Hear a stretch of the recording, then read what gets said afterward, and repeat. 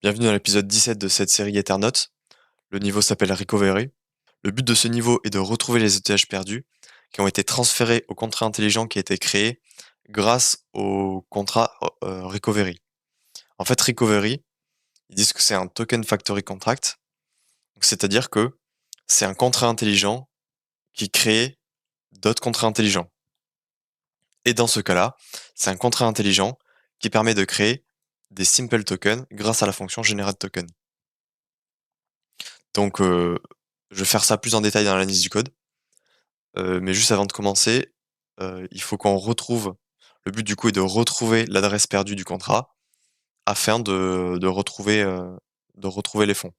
Donc maintenant, on va passer à l'analyse du code. Donc comme juste avant, on a un contrat qui s'appelle recovery et qui a une fonction generate token et qui prend en paramètre un string qui est le nom du token qu'on veut créer, ainsi que, l'initial supply, c'est-à-dire le stock initial de jetons que le contrat simple token créé aura.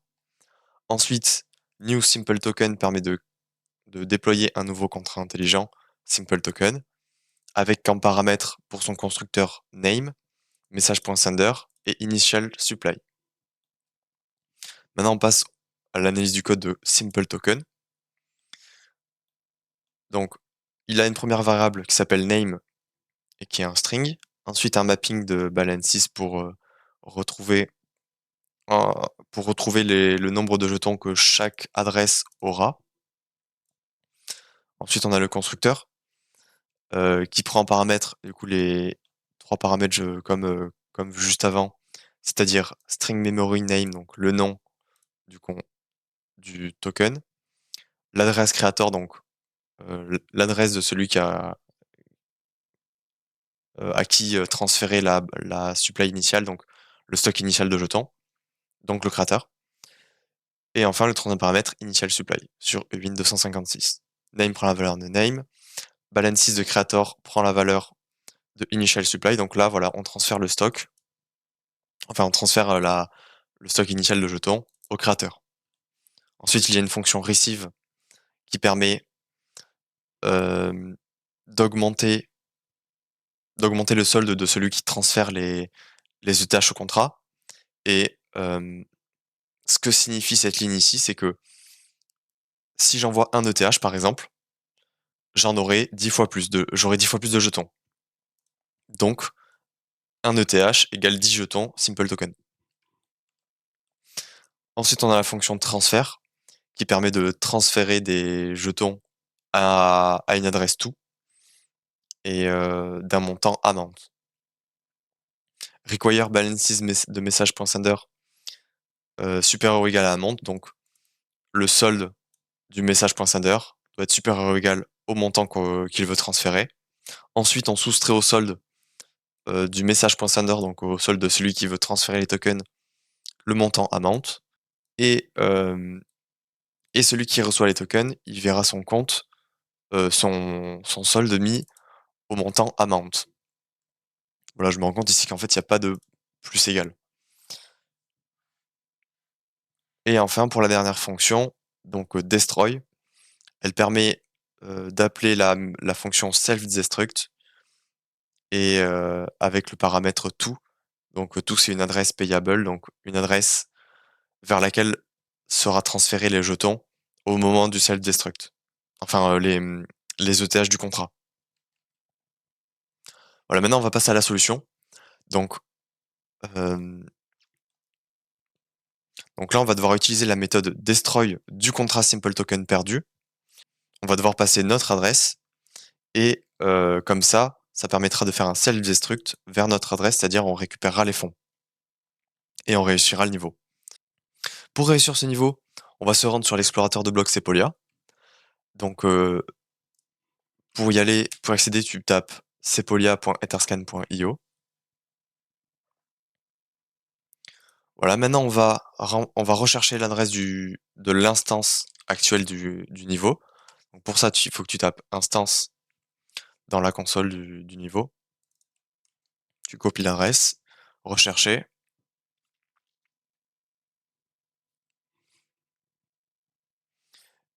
Et là, ensuite, on va se rendre dans Internal Transactions.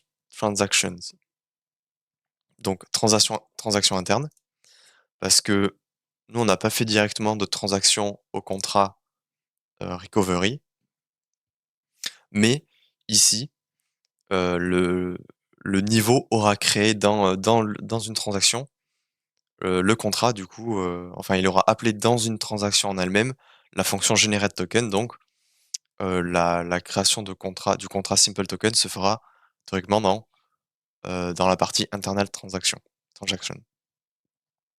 Et là, ici, on peut voir qu'on a du coup deux transactions internes. La première, c'est la création de ce contrat-là, et la deuxième, c'est la création d'un deuxième contrat. Donc, si je clique ici sur Contract Creation, on peut voir que ça m'amène sur un nouveau contrat qui a une balance de 0,001 ETH. Donc là, le contrat ici, c'est le contrat qui a été perdu. Et maintenant, il nous reste plus qu'à appeler la fonction destroy et passer en paramètre de cette fonction notre adresse. Dans mon cas, ça va être mon adresse. Donc pour ça, je vais faire web3. Donc comme je l'ai dit, je vais faire une transaction qui appelle la fonction destroy du contrat de ce contrat-là. Donc web3.eth.send transaction et cette fonction prend en paramètre un objet qui aura trois propriétés. From, la transaction part de mon compte, donc je vais mettre from player, to, donc ça c'est la destination, enfin c'est le contrat à appeler, ou plutôt l'adresse cible, donc dans notre cas c'est ce contrat-là, l'adresse de ce contrat-là, que j'ai déjà copié, voilà. Et ensuite, data, cette valeur-là va être les données pour appeler la fonction destroy en lui passant en paramètre mon adresse, donc notre adresse. Et pour cela, il faut encoder, l'appel à la fonction destroy avec le paramètre, enfin avec l'adresse en paramètre. Donc, pareil, pour ça, on va faire await web3.eth.abi.encode function call. Et là, on va lui passer deux paramètres. Un premier paramètre qui va être un objet. Je vais zoomer un petit peu, voilà. Cet objet va être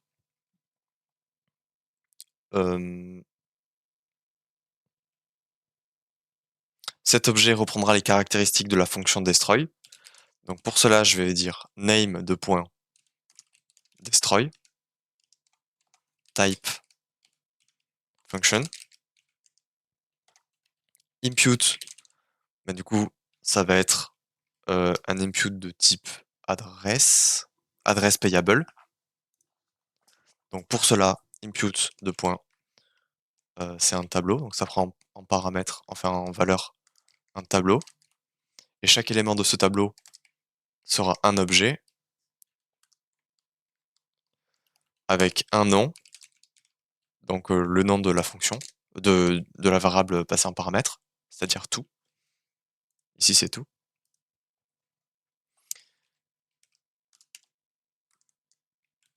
Et un deuxième objet, euh, une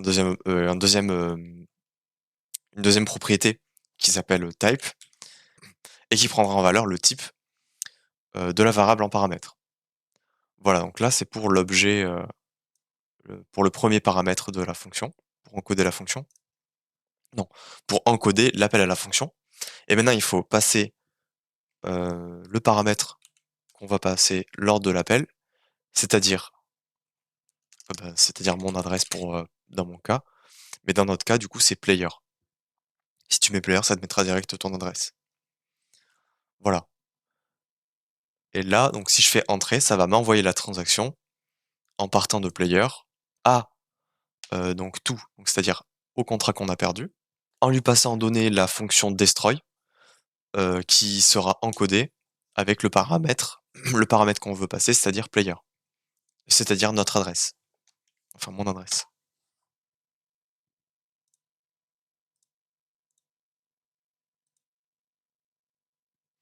Voilà, ma transaction a été confirmée et en faisant ça, j'ai récupéré les fonds du contrat. Donc si je retourne sur mon explorateur de blocs et que j'actualise la page, normalement le cash balance sera à 0.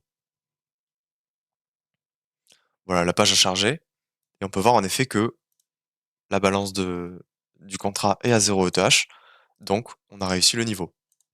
Il reste plus qu'à, soumettre l'instance et ce sera bon. Le temps que la transaction se fait, je te rappelle j'en profite pour te rappeler que déjà numéro 1, j'ai fait ce niveau à l'écrit, dans une page Notion, donc si ça t'intéresse, tu peux cliquer sur, un des liens dans la description. Ensuite, j'ai aussi, des quiz sur le site brainscape.com. Donc, pour chaque niveau, j'ai fait un quiz sous forme de flashcard. Et enfin, si tu es intéressé par du coaching, clique sur le premier lien dans la description.